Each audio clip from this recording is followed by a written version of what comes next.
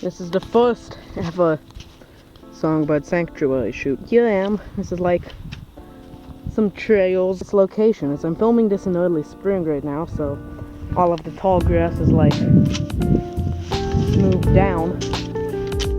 And